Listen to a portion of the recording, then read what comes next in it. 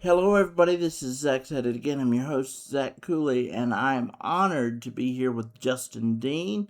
He is the Vegas based Michael Jackson impersonator from MJDejaVu. They performed at the Chautauqua Festival on Sunday, June 27th, and brought the house down. Justin, I'm honored to be on the phone with you today, and it was an honor to meet you in Withville. I'm honored to be on your in your interview and on your podcast. I I mean, I can't think of a better audience that I've ever had my whole career. I mean that the audience, and it's Whitfield, right? I don't want to say it wrong because I know a lot of people get the name wrong. Withville, Virginia. Yes. Whitfield. I mean, Population 8,000, and I think everybody oh in really? Withville was there. Yes. Well, I mean, everybody was very welcoming, very hospitable, and it was so unexpected to have such a large amount of people come out and be super supportive. And I mean, people were just screaming and showing love and support the whole entire show. And we've been in big cities and big venues, and I'm telling you, this has got to be one of the best audiences in my whole career. And I've been doing this for over 20 years. And Well, they just, you could really feel, even my dancers said it. They was kind of taken back, like, wow, this is, this, this is, they didn't know how to take it. They were just like, this is a lot of love, and they smiled. And it really, we feed off the energy of the audience, and it really helped us perform. I mean, every performer, if you ask any performer, if the audience is quiet, and sometimes there's audience that are quiet and they enjoy it a mm-hmm. lot, but sometimes we're around a lot of. Normally, it's a lot of. Um, we're in a predominantly Asian populated city. They Mm-hmm. enjoy it, but I guess it's their culture to just stay quiet. But after the show, they'll line up for pictures. Oh my gosh, that was. But we feed off the energy, and Withville brought the energy. They I certainly mean, did. oh my gosh, it was phenomenal. I mean, it was pandemonium, is what it was. Yeah, it really was. It really was. And It was an unforgettable. It would be an unforgettable performance, in my career. It was. I really appreciate everybody showing support the way they did. well, hopefully that means you will come back Most because, definitely, most definitely. That's the first thing we said when we finished. We got to come back here. well, I hope you let the people know that you wanted to come back because I'm sure that they would be glad to have you back anytime. There is a tribute group to Michael Jackson that I saw at that festival uh, 13 years ago. And Oh, they're now performing in big venues. They're called Who's Bad. I'm sure you who's bad? uh, Yeah, I know. have I heard of know who them, they are. and Yes. and they were really good. And that was really the last time that festival really had the big crowds and the energy. And I went one night last year to for my daughter. She wanted to see the Taylor Swift impersonator. So that there was a lot of energy and a lot of kids with that. But when you came on stage, it was it was as though I can't imagine it being any more thrilling if Michael Jackson himself I had appreciate that. had come out on that stage. And you know, you bearing such a similarity to Michael Jackson in sight and sound, it was hard to guess your age. I would guess probably that you were half the age that you told me, and according to your page, you're born in 1979, Yes. which was the year that my favorite Michael Jackson album came out. That's my favorite album, Off the Wall. Yep, my favorite Michael Jackson song, and I thought you were gonna do it, was "Don't Stop." Don't stop till Yeah, you get enough. that's up to you get enough. Yeah. Well, I do have another Michael Jackson show. Uh-huh. It's called Victoriously Dangerous. Maybe that'll be the one to book there next time. Ah. It's the earlier Michael Jackson. It's the earlier Michael Jackson tribute. You know, the Thriller and Off the Wall era, and the White Mike. So the early tribute era was called the Victory era. Mm-hmm. Right. And the later era, which is the White Mike, which I do, is called the Dangerous era. So our show is called Victoriously Dangerous, and we do Off the Wall. We do all the lovely one, and the guy who plays that is his name is Michael Trapson. He's actually a famous YouTube star, a viral YouTube star, and still Michael Jackson, but it's a little different, and Right. it covers two of his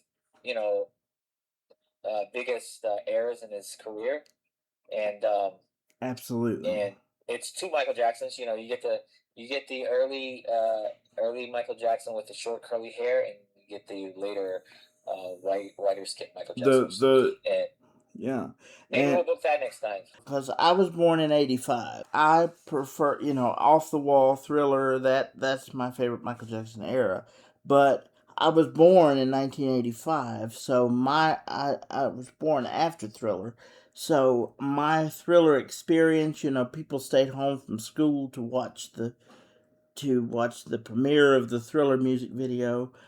My Thriller was Smooth Criminal. I can remember being 3, maybe 4 years old, and my mother taped the premiere of the Smooth Criminal video on a late night video show called Night Tracks, and she played it for me the next morning, and I just will never forget that moment. And that was 1988, I believe. yeah, Smooth Criminal came out.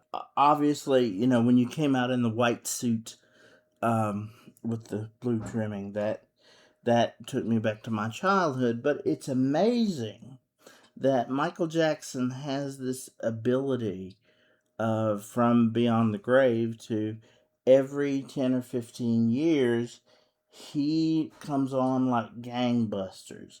And Yeah. when my wife and I were 10, we were big Michael fans. When I was 10 years old was when the History album came out. And, you had the whole greatest hits thing. And Right. and then now my daughter's 12, and she's been through several Michael Jackson stages, and certainly is in one right now. And meeting you was one of the biggest thrills of her summer. I promise you that. And she wanted to bring her best friend, who was so shy and barely says anything, but she got up there and they got their picture with Michael. And thank you for that. You were so kind and gracious, and so kind and gracious. Yeah, no worries. I just feel like, it's an obligation to me to give that back. And we were tired. We were asked, do you guys want to do pictures? We understand if you don't want to. I said, absolutely, we're going to do pictures. Right. And I was still, I apologize to everybody because I was still sweaty. I didn't even have time to change my shirt. Right. But I changed my jacket. But yeah, I just feel like it's a must, to show my appreciation back, especially for a crowd like Whitfield, and Willie Nelson was. I have a lot of friends that are Michael Jackson tribute artists, and Sure. I had another friend. After the show, he did a show after Willie Nelson, and Willie Nelson, he was telling me this story, and Willie Nelson told him, you always have to make time for the fans after the show. It doesn't matter how tired you are. He stayed after the show, signed every photo, all the autographs, all the pictures, and he said because without them we wouldn't be here. And it's because of them we get to do what we do. They put you where you are, and you should always. Yes. Yeah, absolutely. But When did this start for you, Justin? Because everybody who is a child of the '80s, every male child who grew up in the '80s wanted to dance like Michael Jackson. But if you can, and if you decide that you're gonna do this and then make a career out of it and then make it stick, you gotta really have something special, and it's very obvious that you do. So, Well, I started out my career being pursuing to be an actor. mm-hmm, I went to acting school, mm-hmm, and I went to modeling acting school called mm-hmm, John Casablanca, mm-hmm, and I was in, I started doing little commercials for like I forget, I think it was like Taco Bell and just um, uh, there's a place in the mall called Dillard's. yep, I I don't know remember if you Dillard's. remember Dillard's. I don't know if they're Mm-hmm, still around. I did commercials for them. So I wanted to be an actor growing up, and I was supposed to be in a movie called Colors. And a friend of my mother, his son was the co-producer of that movie. It was a big movie with Sean Penn, starring Sean Penn, mm, and it was my first big break to be in a box office movie. And long story short, my father was a sheriff at that time, deputy mm-hmm, sheriff, and my role in the movie was to be I was supposed to portray one of these gang members because Colors was a movie about gang rivals, and Sean Penn was a cop that was, you know, he was stationed in this bad area, and it's a good movie. mm-hmm, And my mm-hmm. dad turned it down because he said Oh, no son of mine is going to act like a thug and blah blah blah. But I was like, Dad, it's acting. mm-hmm, So um, that kind of passed me by, right. and then I moved. Certain circumstances made Mm, me move from um, Pasadena, California, and I moved out to Las Vegas.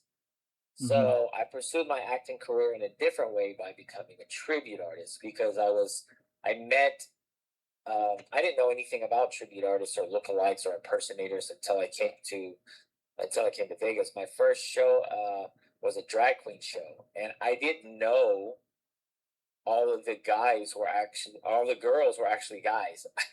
mm-hmm, I didn't know that. I was invited because there was a Michael Jackson impersonator in that show. Rest in peace, Lane Lassiter, a good friend of mine, passed away mm-hmm, probably 8 years ago. But he was uh, he was a phenomenal Michael Jackson impersonator in that show. It was a show called The Cage.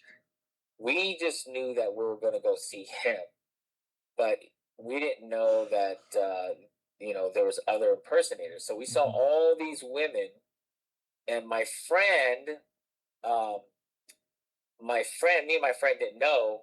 And then after we started taking pictures of everybody, they all had deep voices. We're like, hold on, you're Mm-hmm. guys, they're guys. And so that was my first lookalike or tribute show or whatever, was a drag queen show. And I became really good friends with them, and those are the guys that kind of taught me my makeup. And I started off, you know, pursuing to be an actor, California, and I moved out to Vegas, and then I got into doing. I was a backup dancer for a tribute artist, and then um, I started singing one day, and some of the entertainers were like, "Wow, you really sound like Michael Jackson. Mm-hmm. You can sing. Why don't you be Michael Jackson instead of being a backup dancer or whatever?"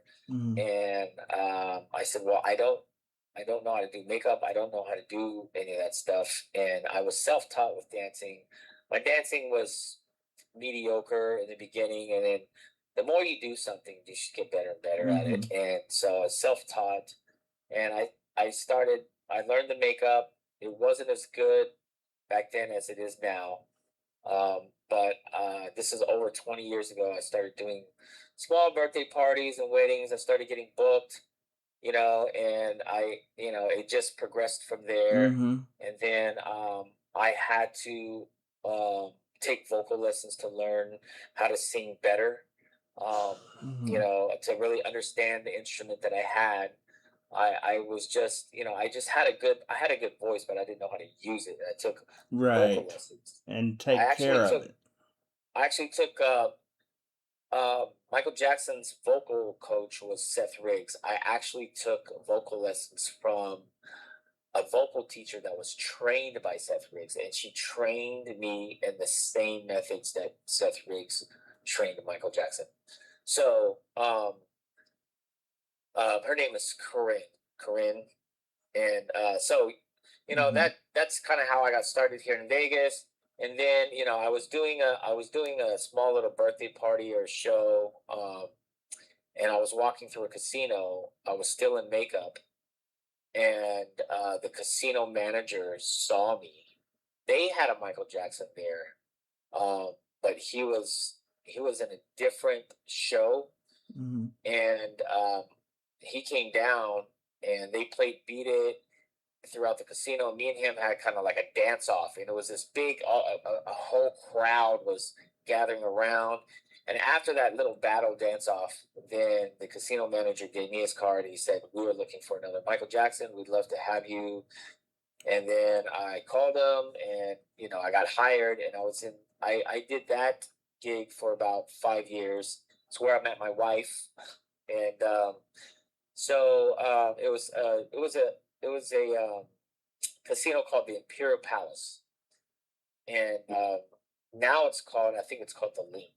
Um, Same building, just different Mm-hmm. name. And I did that gig for a while, and then I eventually moved up to the bigger shows, started dancing and singing, and then I was in a big production here in Vegas for about 5 years.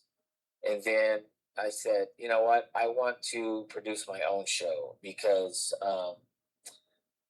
you're always at the mercy of the producer that owns that show, of how much work you get, what you're allowed to do.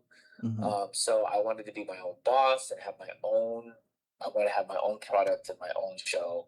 So I kind of learned the ropes just by paying attention to. I would always ask questions to the sound tech. I would always ask questions to the light tech. I met musicians that knew recording engineers, and just networking with people and asking questions. Like they probably got tired of me. I'd ask a million questions, and I retained as much as knowledge as I could. And I said, let me give this a shot.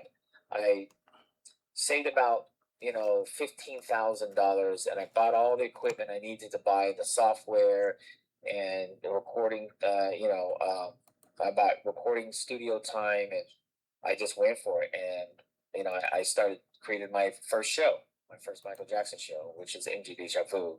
Now I have MJDejaVu, Victoriously Dangerous, Moonwalking on Mars. Moonwalking on Mars is a Michael Jackson, Bruno Mars tribute.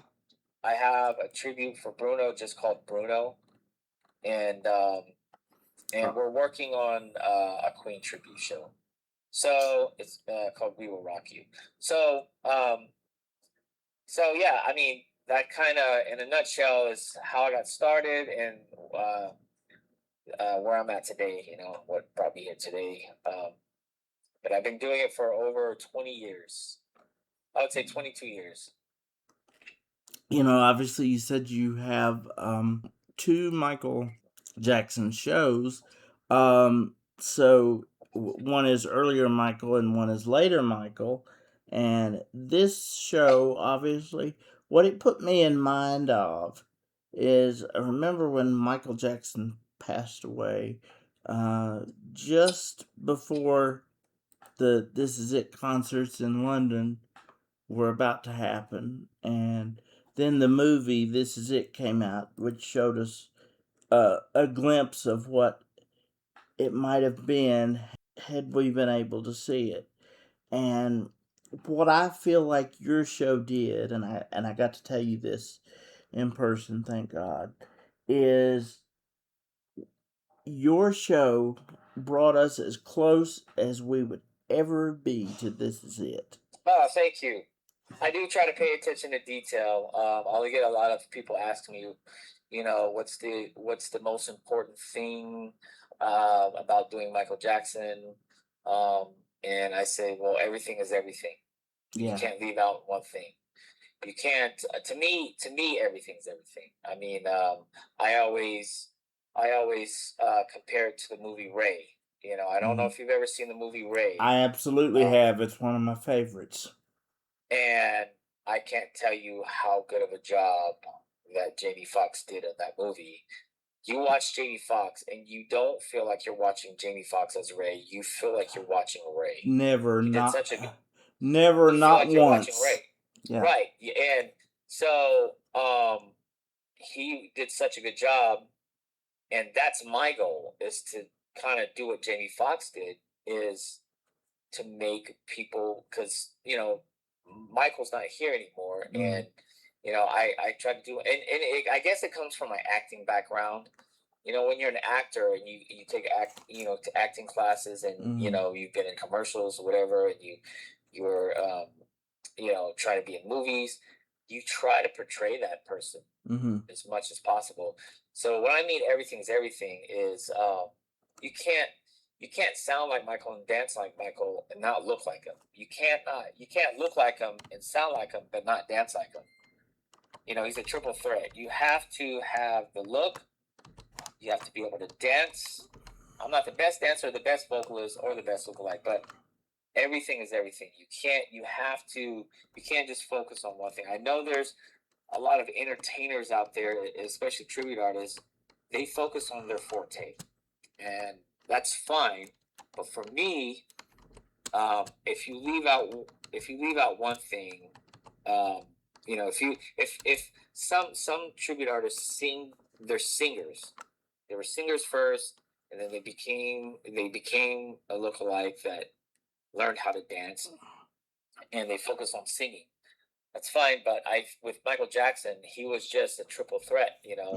He always had everything was iconic about him. His glasses, the fedora, the glove, the high waters pants, the socks, the glitter socks. I mean, if you leave any of that out, I feel like you're kind of doing an injustice. So it's your job. I feel like it's my job as if I want to be um, a good tribute artist, that I have to pay attention to detail in my singing and my dancing and my look. So that's what I mean by everything is everything. You can't just focus on dancing or just. Some people are great dancers and they dance. They can dance circles around me as Michael Jackson, but then you can't just focus on that. So I try to, and I appreciate that comment. Um, you know, I don't even scratch the surface on how great Michael Jackson was in his talent, but I I appreciate that. But I do try to pay attention to detail in every aspect. Well, I think obviously if Michael Jackson had come to a small town like Whitfield, it would be nothing like anything we've ever seen. But I think, the closest we ever got to Michael Jackson was when he performed on the Destiny tour in 1979. Um, With his with brothers, his right? brothers in Roanoke, and that was an hour and a half Oh, away. it was in Roanoke. I didn't know Yeah, that. Wow. yeah. They came to Roanoke, and it was an hour and a half away. And so for you to come to Whitfield and bring the whole show to us, and I mean it was, and I think with help of the Michael movie, it seems like Right. every 10 or 15 years, Michael Jackson crops up. Like he became number one again after he passed away, Yeah, it's and like the '80s again. It's like yeah, Michael Mania all over. yeah, and now he's number one again because of the Michael movie. And I've not seen the Michael movie yet. My daughter's seen it. She says It's great. She says It is great. Jafar is amazing. I've taken, Jafar did an amazing job. I didn't think I would like the movie. I'm gonna be honest. yeah, I thought I went in there because I haven't seen a good movie. Every movie about Michael Jackson, except American Dream. American Dream was good. The American Dream. yep. Uh, I was 7 when that came out. That was good. that was a good movie. Hmm. But I'm telling you, Jafar just there's no words. The guy was Michael Jackson. Well, For him not to have any experience in really dancing, he is a singer. No, he hadn't had any experience in dancing or acting. I mean, yeah, he was great. You got to go see the movie. well, It's awesome. I look forward to being able to see it as soon as it is available for streaming. My daughter got to see it in theaters. It's already out of theaters now, unfortunately, but you know, my favorite thing I like to do with my column is to see live entertainment and go see concerts and as many as I can. And I've seen all the great people, all my heroes that have been alive in the last 20 years, but always wondering in the back of my mind, what would it have been like to have seen Michael Jackson? And I think you brought me as close to Oh, I appreciate to that. what it Well, would have been as if I had known. I felt that my daughter and I were at a Michael Jackson concert, really, and what better gift can a dad who loves his daughter and both of us being Michael Jackson fans. You know, I took her to see the MJ show on Broadway when it came to Charlotte, North Carolina, which is 2 hours away. I That stopped to see that show. I haven't seen that show that yet. was phenomenal, and it was the understudy that was playing him, Oh, really? We had and a chance to see it when we were booked in New York, but then the monkeypox was had a breakout, and I was like, yeah, I'm not gonna go. I'm not gonna go anywhere publicly. oh my My goodness, dancers went to go see it. I said I'm gonna stay because it was not too far after COVID, and I was like, yeah, I already got COVID twice at that time. I was like, I don't want to get the monkeypox. right. That's gonna be bad. Right. We saw it in 2023 when it came through Charlotte, and an understudy by the name of Jamal Fields Green played him, and Oh, okay. he was unbelievable. We got to meet him after the show. He couldn't have been nicer. Just a magical guy, just as you are.